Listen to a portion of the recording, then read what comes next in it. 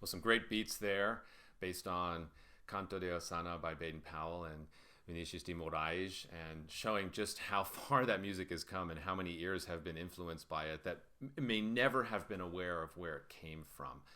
And in fact, when I was putting this show together for you, I was digging around on YouTube, listening to 50, 60 different versions of this. And it occurred to me that maybe the way to summarize what we're doing is to come all the way back around to the artist who created this music. Of course, the guitarist Baden Powell and poet, lyricist Vinícius de Moraes.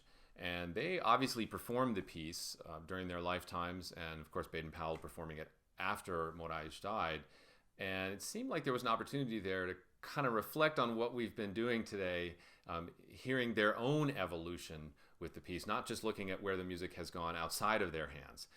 So we'll start here with an interesting performance. So this looks like it's from a TV show or something. There's some talking over it, but gives you a real flavor for the period. I think this was done in the late 70s, and give you a sense for how the piece evolved there over that decade or so after Baden Powell composed it.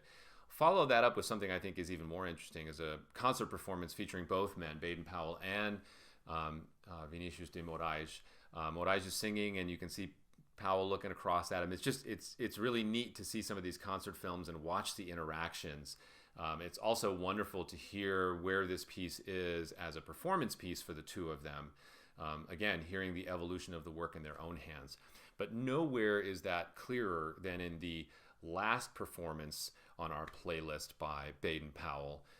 This is a solo performance that's incredibly intimate, the way it's filmed and the way it sounds. And it's just remarkable when you think about this guy who was well known for being an unbelievable technician. I mean, he had classical technique for days, but he is also somebody who seems to be able to inhabit the soul of the music, make himself completely one with the feeling of the sound, so much so that the technique almost falls away. You don't even notice it. When you step back, of course, you do notice what he's able to do.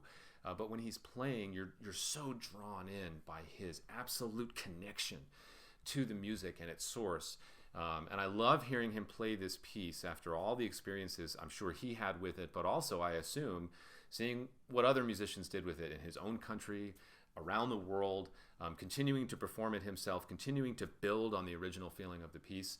I'll let you draw your conclusions, but I think of all these versions I've listened to, this very last one is the most moving and helps really summarize the story of this piece for me. Now, we'll continue to do this, explore musical roads through different pieces and composers, so we'll hope you join us again soon.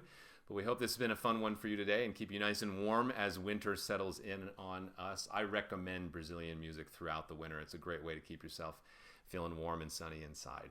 Thanks again for joining us for Radio Hour.